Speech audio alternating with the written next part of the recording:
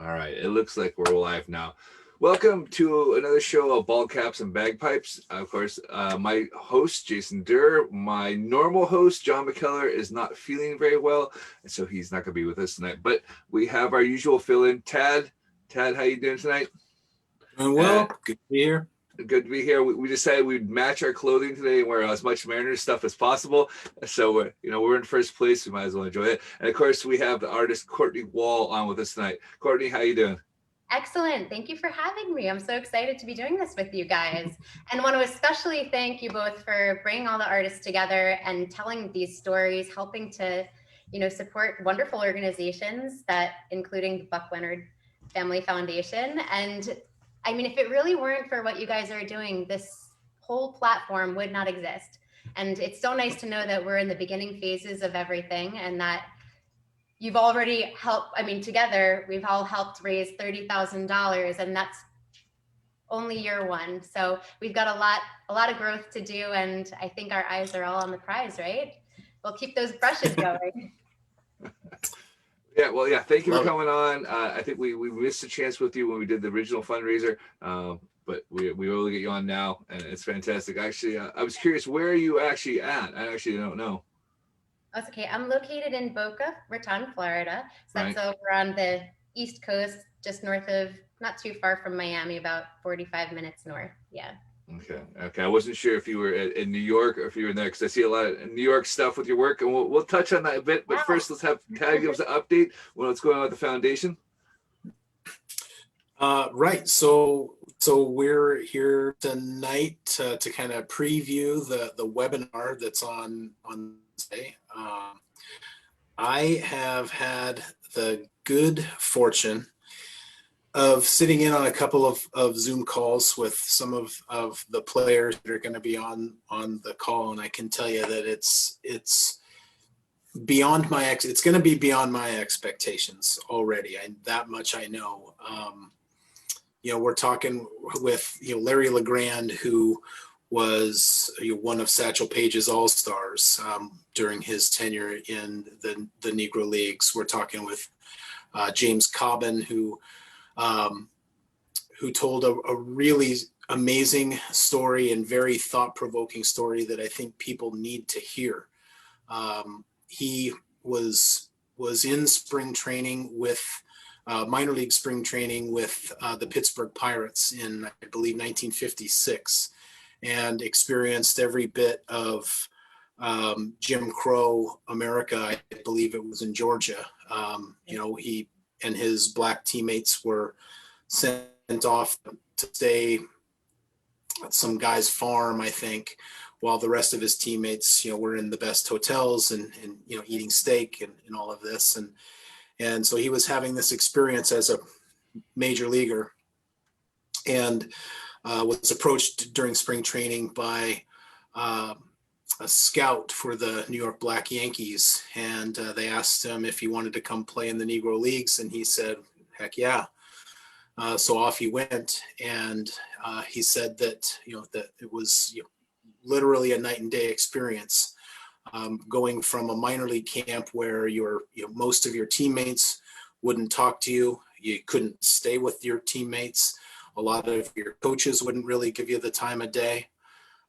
So to go from that to an environment where you have the camaraderie of being on a team that so many of us know what that feels like, and having coaches that are interested in nurturing you as a player and a human being, treating you as a human being. So that's something I want people to think about, is when people make the argument about the Negro Leagues, was it on par with the major leagues, or even on par with the minor leagues, is that or even thinking about the integration of baseball is what that really meant. So many of the best Black and African American players got plucked off of those Negro Leagues teams, tucked away on minor leagues teams, and had that experience that Mr. Cobbin had. That's terrible. So what could the Negro Leagues have been? It's a really interesting topic to discuss, what the integration of Major League Baseball really meant to so much, not just of baseball, but what Negro Leagues baseball was to the African American community, the African American economy. And we get to hear this from four men who lived it. And there's not very many of them left. When we were on a call the other day, Dennis Biddle mentioned, I think, just 40 some odd men that are in his community of former Negro Leaguers. So, their numbers are dwindling, and our chances are getting fewer and fewer to hear stories directly from them. And it's really exciting. It's really amazing that the Buck Leonard Association has been able to put this group of men together. The conversation is going to be moderated by Ernie Suggs, who's a Pulitzer-nominated journalist with the Atlanta Journal-Constitution.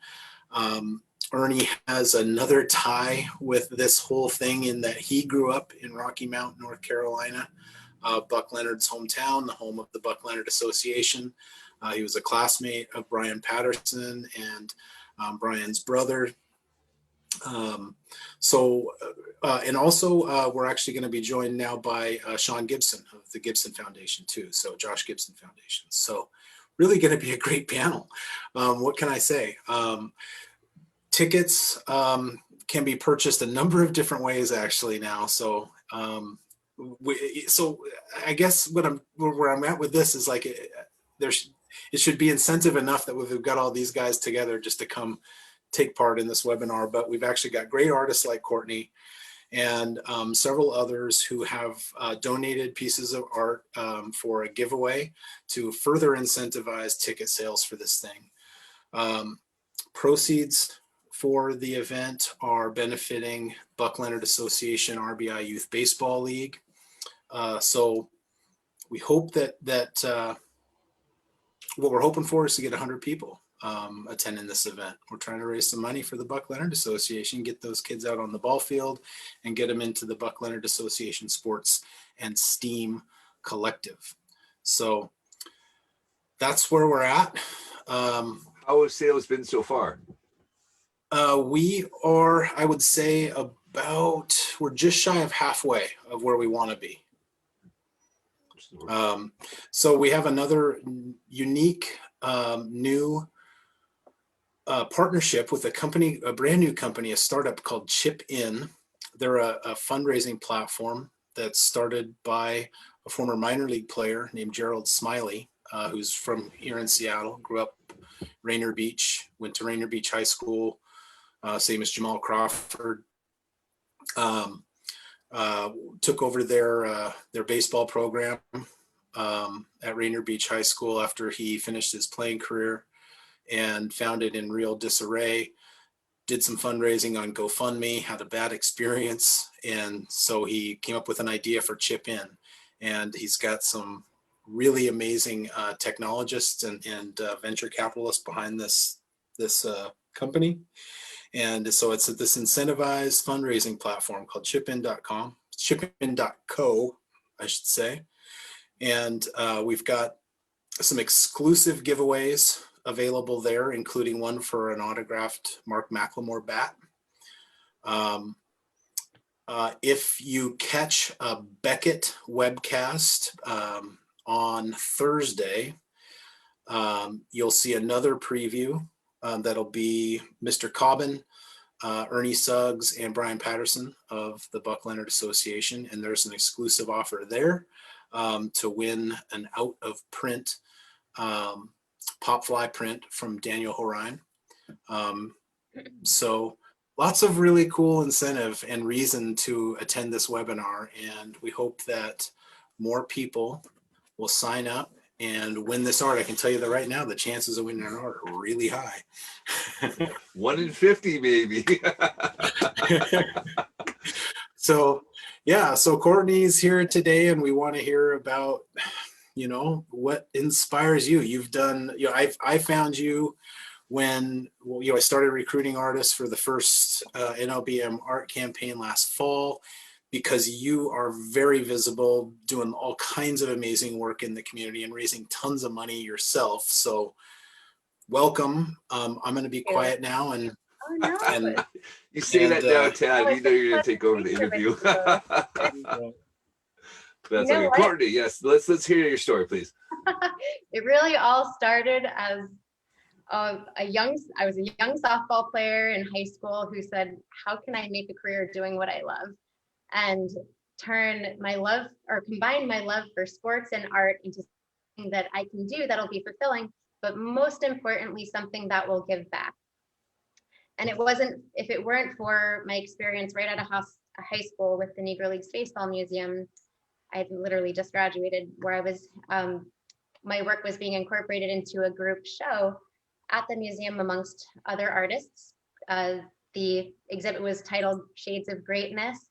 And I really got the firsthand experience at such a young age to see what it is to be a part of a community and to use your artwork to tell a story, and that I didn't have personal experience with. I had only researched and learned about in the history books and in, through different documentaries, such as like different Ken Burns series. And when you're that age, you're so, you are a blank canvas in yourself. You're, at least when you're learning about segregation, the Negro Leagues, and everything that these players had faced and the adversity that they were faced with and had to overcome, and the stories that they tell, from barnstorming across the country to the way they were treated through Jim Crow laws, and not even, at the time not being considered a part of the major leagues. It really hurts, from on a deep level, especially because this is a game that you love to play, and you're not raised, or at least we're not raised in that. Well, I guess you could say we're still facing issues today, but I think there's just such horror that kind of goes through you that says, well, who were these men, and how do we tell their stories, and how do we bring them to light? And it really, that one experience and that exhibit really instilled in me a need to want to give back to that community, and to also really want to learn more about what it is that these Negro Leagues players went through, and even a lot of the female players whose stories are even harder to find. So anyways, that piece, actually, those two pieces that I created for that exhibit. Should I show those? Yeah, go for it. Please do. Yeah. Okay. We don't have a slide of them yet, but because they just came up in conversation. That's all right. We'll put pictures on later on the post. Yeah, they were two painted chairs, which I just wanted to showcase really quickly. I don't know if that's the two of them. On the chair titled Colored was Jackie Robinson sliding into home plate with Yogi Berra in the World Series. And on the white chair was Ty Cobb in a similar sliding position. Now, the title of this work is called The Same Game, because regardless of the color of your skin, we're still playing the same game. But of course, the coloring, or at least the lettering, you can see on the chair titled Colored, which I hate saying that out loud, honestly, shows the drips of paint to exemplify the fact that there was such a disregard for the African American athletes, whereas the lettering on the white chair is clean and crisp, and many white people would have had no problem sitting in a white chair and claiming their seat, whereas the African American athletes had to work that much harder, which is what really makes them heroes and true pioneers, showing what they had to go through just to now 100 years later be considered a part of Major League Baseball. So that's actually a part of these two chairs are part of the Shades of Greatness traveling exhibit, which is in the permanent collection of the Negro Leagues Baseball Museum. But it really, each artist, it basically tells the story of the Negro Leagues players through artist interpretation. So it adds a really different element of research, and in a lot of ways, that's just one, it's one example of what you've put together here, Tad, with all of these artists who have explored this topic in some way and are bringing these athletes' stories to life. And now we're going to be doing it in such a larger scale with more momentum going forward to help other family foundations. So it's really interesting to see what can happen when community comes together and when your heart's really aligned in the right place, right? Absolutely. I think we How all old were thank you? Kay for that. Yeah. How old were you when you made those, Courtney? I was 18 years old when I created those. And I'll tell you, like, when I was, the thought behind all of it, the chairs themselves, I didn't sculpt. I purchased the chairs, but I wrapped the back of the chairs in leather and suede to resemble a baseball glove. But the Jackie Robinson is wrapped in browns and blacks and tans to show that he was the one who broke the color barrier. Ty Cobb's chair is in black and white only. But while I created it, I thought, well, it's terrifying to think that these signs existed and that these labels existed on actual chairs and furniture. What would it be like to see that today in the realm of a museum? Like, it really kind of drives home the fact that it wasn't all stories of triumph. They are stories of triumph. They're all stories of triumph that they share, but there's a lot of pain. And when you see that, you see the pain, I think, as well, that goes through it. And one thing I will say that I love about so many Negro League players is that they share such stories of love and triumph in terms of the adversity they've overcome. But when it comes to art, you can tell stories in so many different ways, right? And the goal is not only to tell stories, but also to create an emotional connection with your viewer, no matter what the cause is.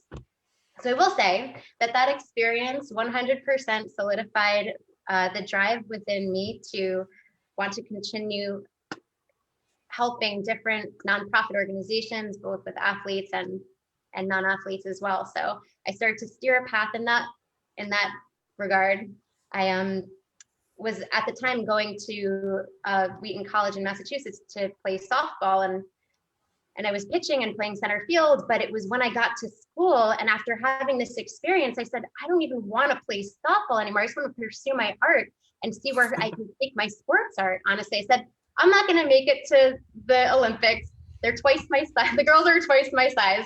So it was a matter of how do I really hone my career or hone my abilities and try to really develop a career as an artist. And that's where I wanted to put my full focus. So I ended up transferring to Parsons School of Design in Manhattan and continuing my love of sports art there and in and out of the classroom, really. So I'm curious, when we were in college there, did you actually tell your professors that you wanted to go into sports art? And now it's a big thing, whereas you said 10, 15 years ago, there wasn't sports art. So, That's such a great point that you brought up, Jason, because I honestly questioned that decision in college because they didn't really get it, what I was doing. It was too commercial, or I felt like I wasn't getting the support that I would have loved to get. Because the teachers there really couldn't connect with me. And this is at a pretty well-known art school too, and design school, but they, I think avant-garde art and pushing the boundaries of what you're creating and conceptually thinking about and creating is really what they were trying to push within students. And I don't like to label and generalize really, but that was my experience there. Yet it was not going to steer me away from what I wanted to do. I said, well, I'm going to do it anyways. And I actually started to explore performance art with sports art. And it was in college that I got my first commission with the New York Yankees. So I was like, those professors don't know what they're talking about. I'm just going to do it anyway. So it ended up being my mentality is you just got to follow the path, So, of course, the one thing that they did prepare me for was the fact that an art career takes a lot of time to build. It really does, even if with sports and something commercial and highly collectible, because figuring out how you're going to make money and also how you're going to, really carve your niche and your path. And when you're really young, it's also about developing your style. I think a lot of young artists put pressure on themselves to say, well, what's my style? And maybe you compare yourself to other people and wonder not only like, is it good enough, but is it going to be received well? Is it going to be collectible? Or is it going to, you know, aside from that? So, but it all takes time, you know, all you can do is just, I mean, the most important thing you can do is just to keep creating no matter what. I mean, if it's not fun, you shouldn't be doing it. That's one of my other mentalities when it comes to art. So finding a way to make what you're creating fun and connecting with your subject is really important. You know, if it doesn't come from a space within that you really are passionate about, and that's how it's going to translate to your viewer and your audience. So 100%, absolutely. I know exactly what you mean there. I'm a stay-at-home dad, and I've had more fun the last 3 years with my kids than I ever did working in an office. Oh, good for you. So, but yeah, so you talked about the Yankees. I was curious, who did they commission you to paint, and how did they come to find you? Well, they found me through, this is kind of a funny story, okay? My father became very good friends with Bob Kendrick at the Negro Leagues Baseball Museum through this first experience I had. They ended up going to different all-star games together just year after year, and they were on the bus from the hotel to one of the all-star games talking about, I think my name came up. I believe this is close to accurate because I don't remember the exact details, but I think Bob was asking how Courtney is doing in her sports art. And my dad was telling him what I've been working on, and the guy sitting behind them on the bus ran scoreboards for the New York Yankees and said, "Excuse me, could I have her card?" So I was living at home in New Jersey at the time, commuting to Parsons by train.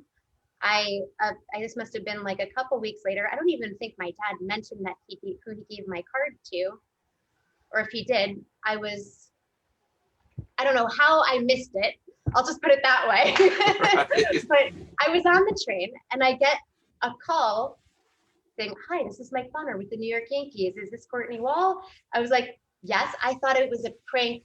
I thought it was one of my dad's best friends playing a practical joke on me. And I was like, "Haha, Jeff, that's really funny." And he was like, "Excuse me?" He's like, "Oh no, this is Mike Bonner with the New York Yankees. Is this Courtney?" I was like, "The artist?" And he was like, "Yes, it is."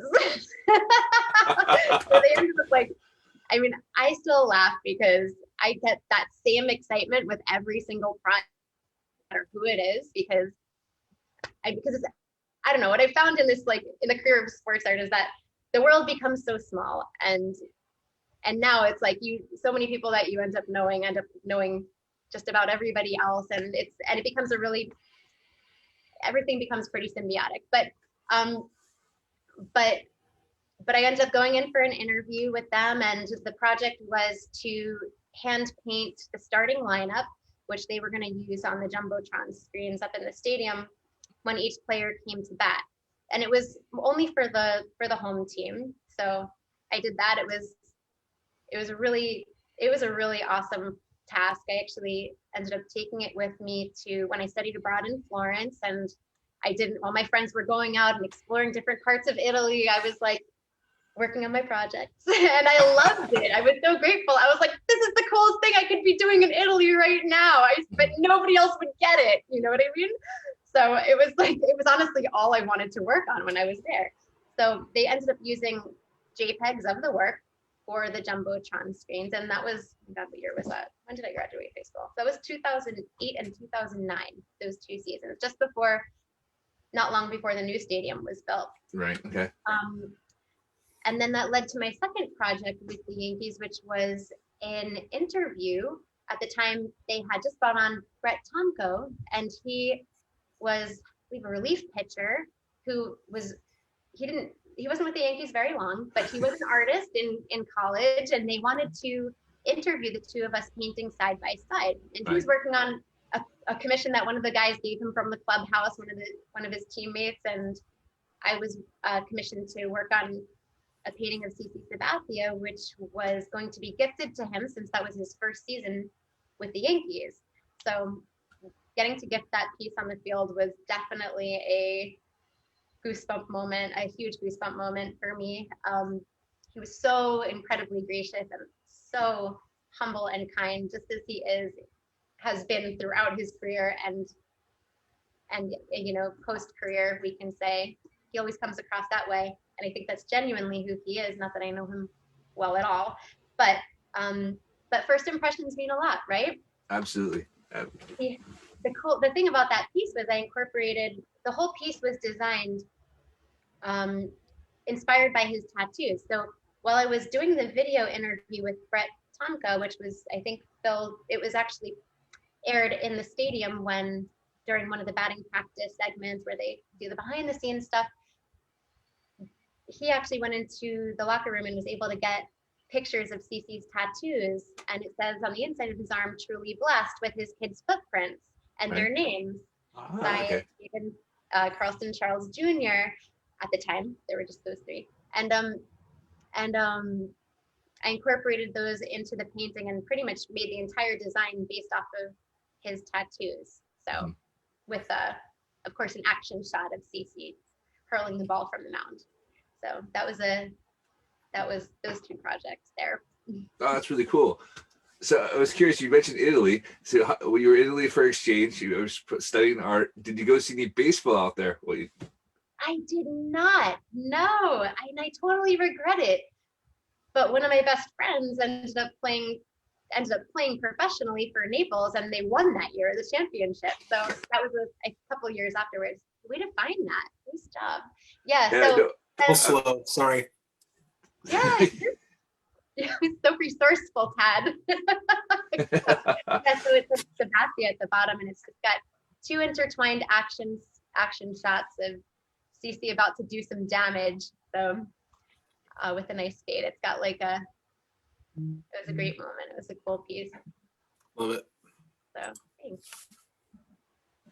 No, I was trying to say, because European baseball, it's getting better, but yes, Italy, it's played at a pretty high level there, and we've always talked about flying over to Italy to watch games. So whenever everyone's over there, like, did you see baseball? They're like, I didn't look for it there. I was studying or traveling or whatnot there.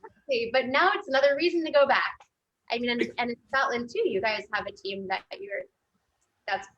We do, yes. It's a very small team. There's probably about 100 people that play baseball in Scotland. I think there's about 2,000 that play in all the UK. It's slowly growing. The presence for us is huge, but that's only because we're an English-speaking country. If you go in there, Germany, France, Spain, Italy, those are all the big ones. And funny enough, San Marino won a few times there.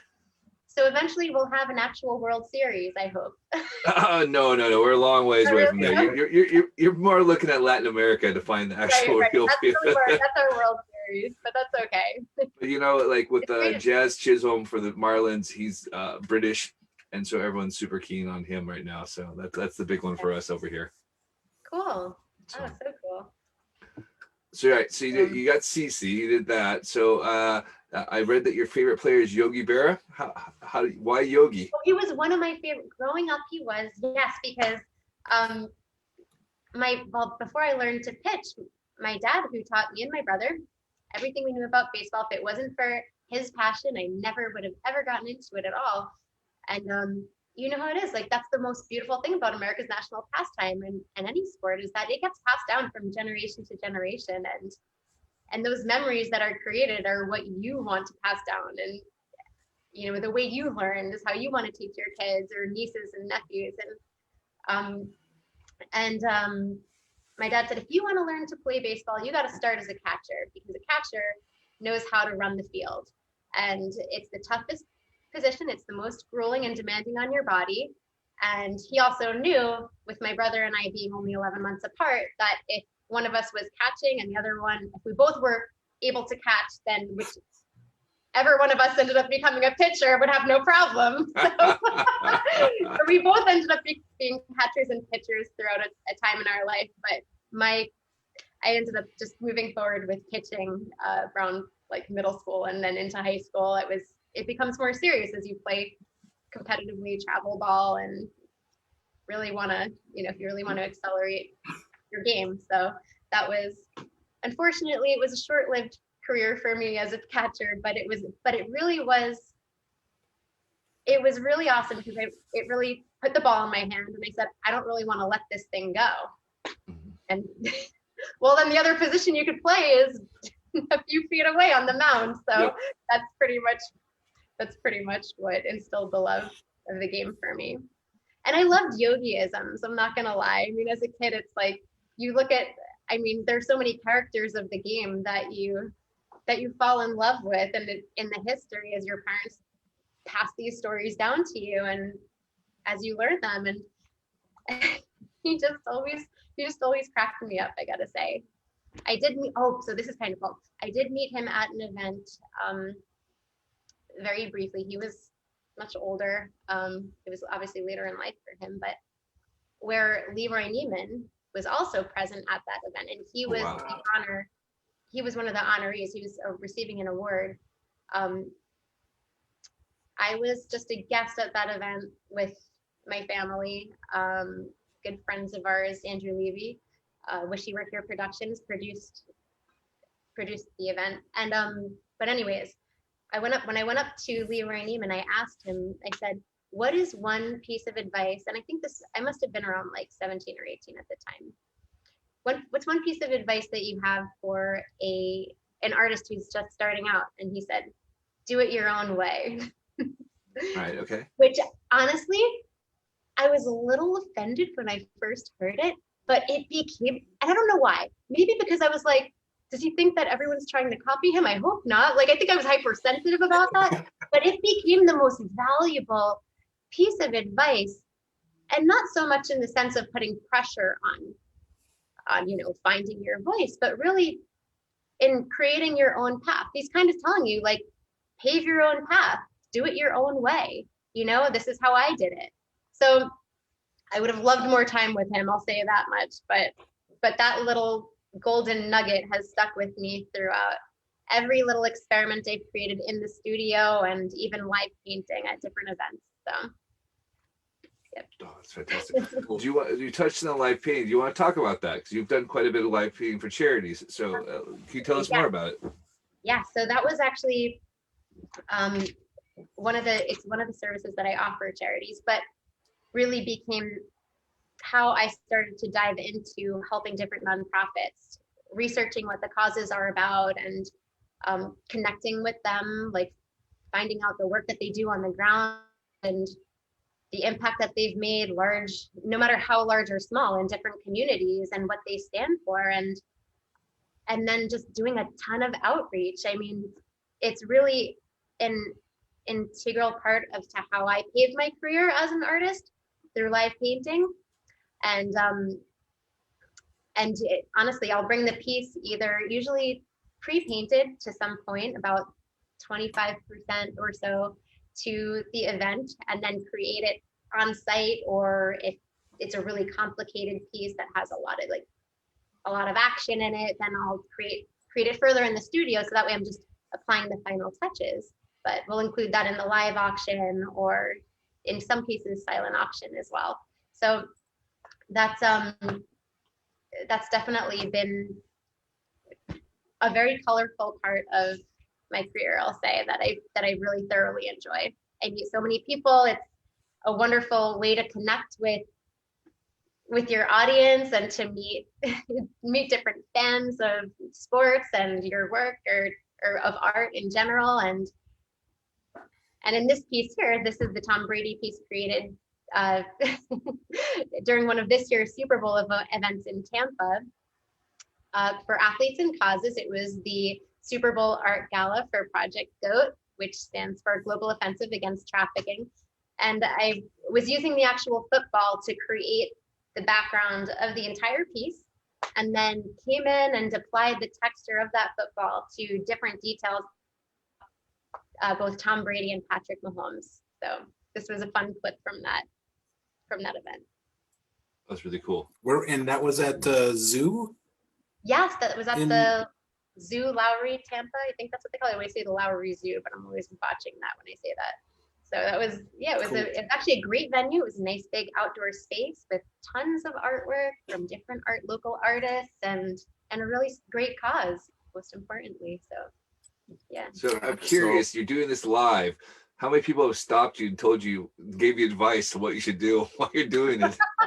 You get a lot of, you know what? I don't get a lot of advice, but I get a lot of questions of Right. like, when somebody doesn't, it's mostly it's all nice and comes from a good place. I'll say that. Like a lot of it is just humor and banter that is back and forth, but that's a lot of the fun of it, And I think in some ways I attribute like my love for sports and the pressure of having to, perform on the mound, for example, when you're behind in the count. It's like sometimes with painting live, I'm like, holy shit, I only have 30 minutes left to go. Like, gotta move. And I'm kind of still in that similar zone where, you're in flow, or however you call it, you're in the zone, and you really just are it's like being dialed into the catcher's glove. You just gotta crank it out, get it done, and it always comes out. Like, the greatest thing about it, I will say, as a lesson I learned from being an artist, is that it detaches me from the idea that I had in my head of what the outcome will be. It allows me to trust the creative process and to say, and to trust what I'm creating in this spot in some ways. Because no matter what, I think a lot of art, well, I'm not going to speak for any other artists, but I'm sure a lot of artists can talk about what it's like to have a vision in your head and then to recreate it in 2-dimension or 3-dimension, and then to learn from certain mistakes and challenges. Like I always, you're learning from every painting that you create, and each one in some way makes you a better artist if you're really pushing yourself. So it's definitely a part of my business that pushes me, that I thoroughly enjoy. And this piece was created this is Jerry Rice.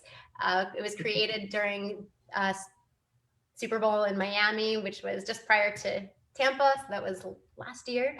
And it was for the culinary kickoff, which was an incredible event, beautiful rooftop at the Guitar Hotel. What was that? The Hard Rock Hotel. It's like a big guitar-shaped hotel. And they had like, it literally is a guitar standing in the middle of Hollywood, Florida. And they had Super Bowl greats from every team at this event. And this was the live painting that I did for it, which went for $12,500. So it was went to a great cause.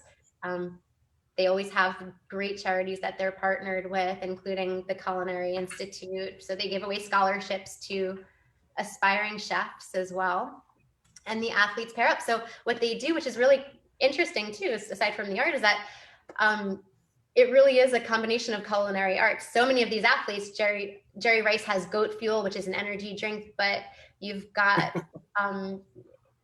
Charles Woodson and so many others who have their own wine labels. So these celebrity chefs are very well known from around the world, come together, and they each have a different station where they're pairing the wine with their select creations that they're making right on the spot. So you get to walk around the room, taste test everything, meet these great athletes too, and it was a really special event. So fun.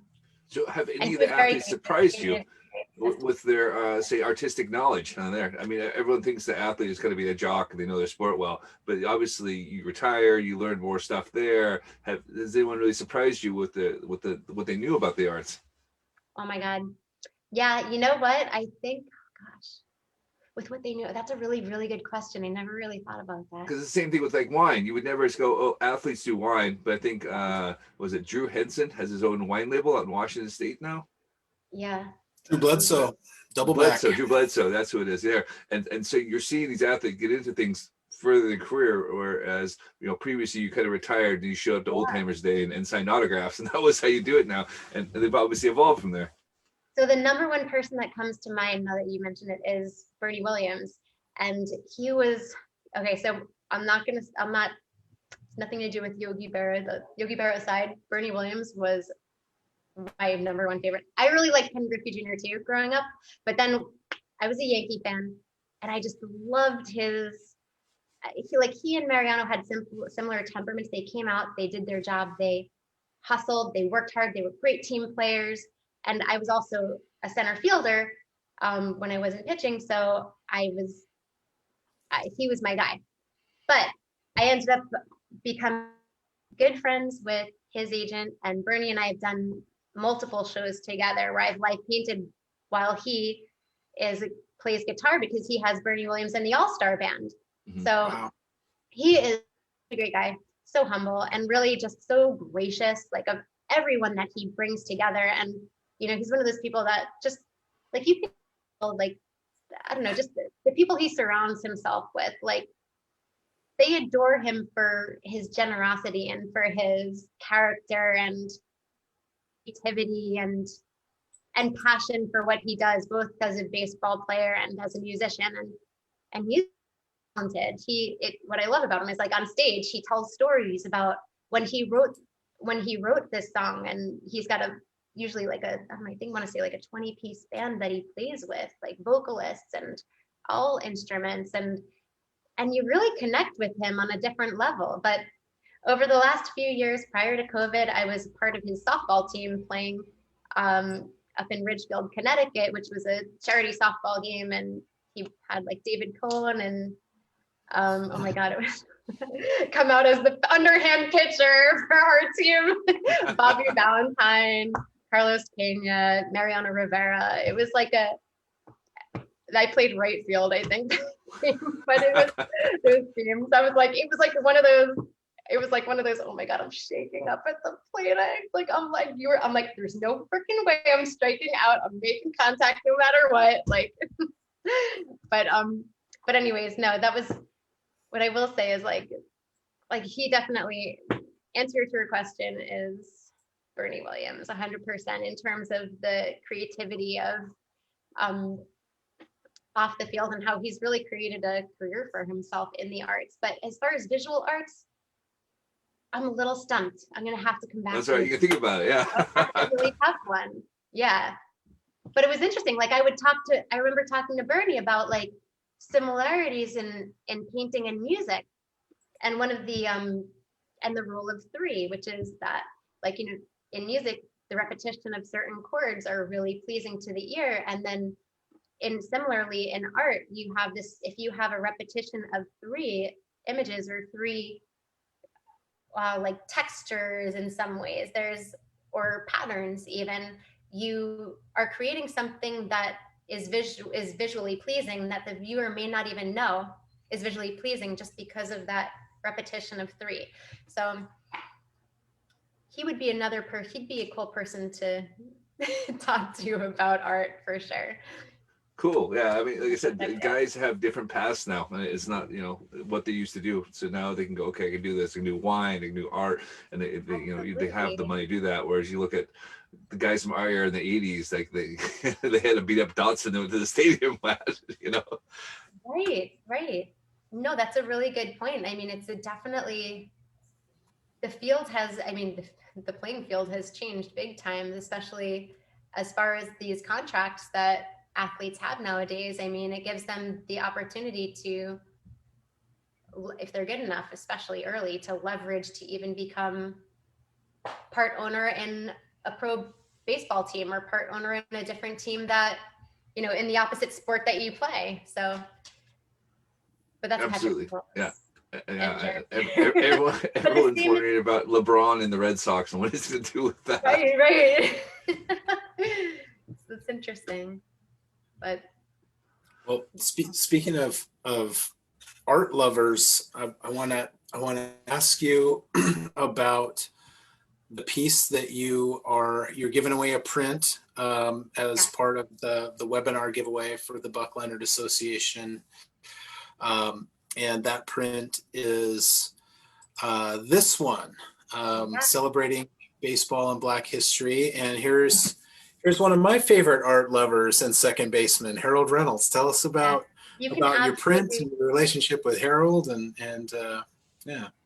Harold's a great guy, and I would say definitely supportive of the arts. So supportive.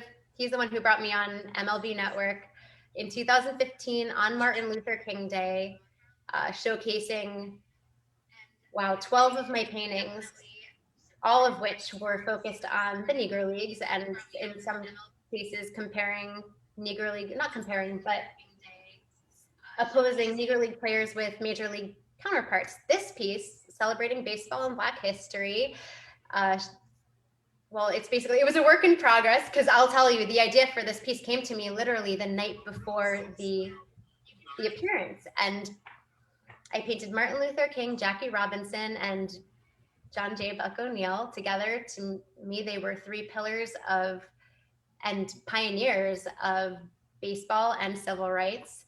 So it was definitely an appropriate piece for that day. And the last piece that we discussed prior to my asking Harold to sing on the show, which I will tell you about too. But it's interesting. Like, I did end up finishing this piece a couple years later. As artists, sometimes we do, start pieces and then take breaks or come back to them and then come back to them again and come back to them again.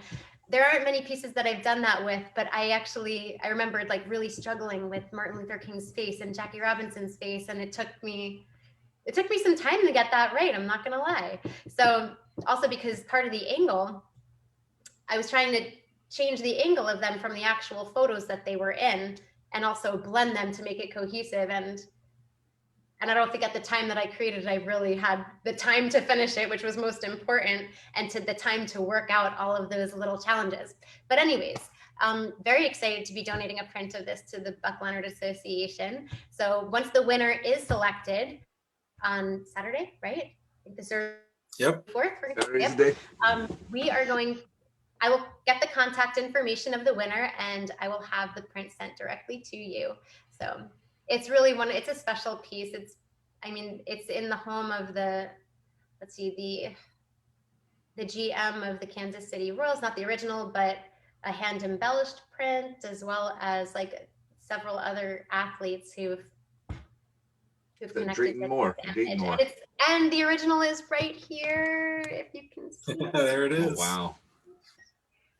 I honestly, like, Buck O'Neill looks down on me every day and inspires me in my studio. So when that piece sells, I'll be really sad, but really happy because it's going to go to a great cause.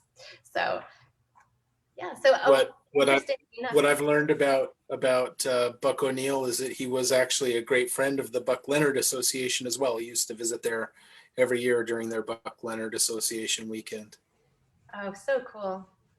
Yeah. Oh, such a wonderful ambassador of the game and the Negro Leagues. Every story that he told was told with such sincerity, always a lesson that you could take away from it, no matter who you were, and so much love in his voice. No matter who he met, I was so lucky to meet him on a few occasions.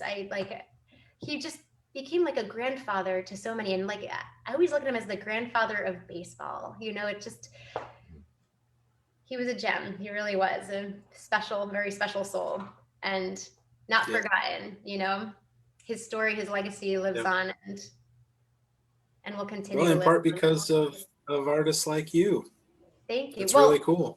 You know what? This is a special piece. Thank you. It is, and you know what? Buck used to close every single, I don't want to say speech, but like talks at schools or wherever he was, the All-Star game, whatever the venue, he would close by bringing people together in song. And that's actually how I ended this segment with Harold, is I asked him to sing with me the way Buck used to sing to the audience. And I said, Harold, repeat after me. And these were Buck's words. He said, the greatest thing, you have to repeat after me, Tad and Jason. All right. The greatest thing. The greatest things. The greatest things. Sorry. It's okay. Tad will do it. In all my life. In all my life. All my life. Is loving you. Is loving you. That's how he closed every, he brought the room together in love with that simple, beautiful song. And that is like, if that were sung today across the country by Buck O'Neill, I like to believe it would have a very big impact. I do. I would like to hear it on the loud. I'll say that he was a very, very special person. And so many of these athletes were, they really are. And that's why we're here to tell their stories and to keep their legacies alive, Absolutely. Yeah, exactly. to have the disposition that he had, knowing what he endured as a human being is astonishing. 100%. And I think that's the thing, with these three guys, and I'll go so far as to say that there's a line to draw with artists too of being brave, despite what other people might think about your process and your path and your journey, just being brave, and these three men that you captured in this piece, bravery, grace, dignity, beautiful. It's just great. Yeah, that's very well said, perfectly said. Bravery is a huge word to it, and that's why they are so inspiring, because their stories, they're the stories of heroes. They really are. And their stories need to be sung, So Yep. For generations Yep. and generations. Yeah. Love it. Here's the perfect chance to plug your social media. If they want to purchase it, where they might go. Yes, no, you can go to, you can contact me at artist.courtneywall on Instagram, or Twitter I barely use, so that's fine. You can go there. I'll probably get a notification, right? Whatever. Or courtneywall.com. My email is a great way to reach me as well, artist.courtneywall@gmail.com, or Courtney Wall Fine Art on Facebook. So I look forward to connecting, buddy, honestly, no matter what your journey is in sports or art. So I'm here to support everybody that's a part of this community and a part of the game. That's for sure. Thank you guys for having me on today. Yeah, no problem. Stick around. We'll chat after here, but we want to give a shout out to Helby Jake. He said he's a big fan of yours, if you know Jason Schwartz. And David Garcia had said hello as well. So, so you caught me when you were trying to get me singing. I was scrolling through that to see who was saying what on there. Oh, that's cool. Really, well, Courtney, thanks so much for coming on. You were an amazing guest. Please stick around. We'll chat off air once we go off live here. And it was really interesting hearing your stories and learning more about you. And I think a lot of people are excited to hear what your process was behind everything. Thank you so much, Jason, and thank you, Tad. You guys are awesome. Yeah, you're Keep great. Doing the great work you're doing. You're the one who brought us all together. So. You're awesome. This is great. So glad that we got a chance to have you on, and really so grateful for your contribution to everything that we've been doing together, and certainly, to everything doing since you were a graduate my daughter's age. Wow. Yeah, time flies. Yeah, it's amazing. It's really great. It's inspiring. Truly, I think it would be easy for people, like you said, when you held up the pictures of the two chairs, and it is hard for someone who, to say the colored, to even to say that. And so it's so that, to me, the meaning of those images, which I've seen before, just went to a completely new level, finding out that you made those when you were 18 years old. Yeah. And you know what, though? That shows how the creative spirit and how we process things were really affected by the world, in some ways. I would say affected by the world. That's maybe not the right way to put it, but at that, to a degree, because at that age, you really are a blank canvas.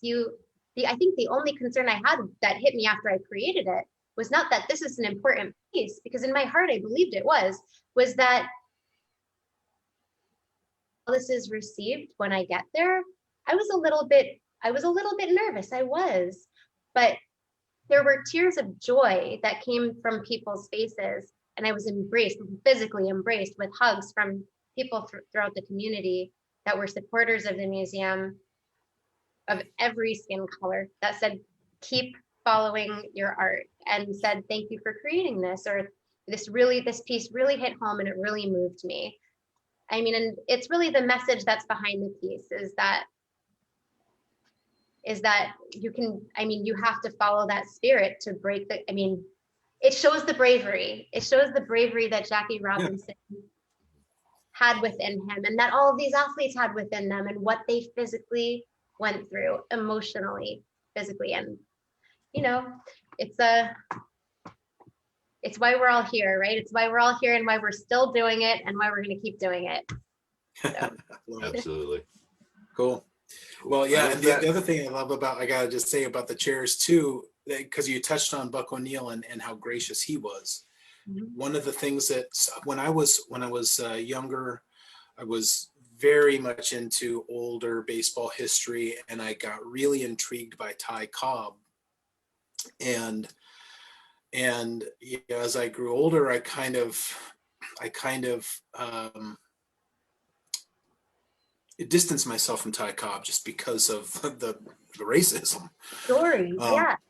Right, and but Buck O'Neill spoke specifically about Ty Cobb, and you know, and if you can have empathy for any human being, you would certainly have empathy for a kid who I believe saw his father killed by his mother in front of him, which was Ty Cobb. Right. Exactly. Right, and you know, knowing where he grew up and how he grew up. You know, the man that he became was entirely predictable, but also entirely preventable if he had different circumstances, right? So, so really, really powerful pieces that you built at a really young age, and you've continued to learn and grow and share. And thank you for sharing it all with us. Thank you for having me. You guys are great. Yeah. Great host. Brilliant. All right, we'll call it a night here, everyone. We'll see you next week, same time, same place, and we'll let you know who the guest is for next week. All right. Good night for now. Good night. All right. Thank you.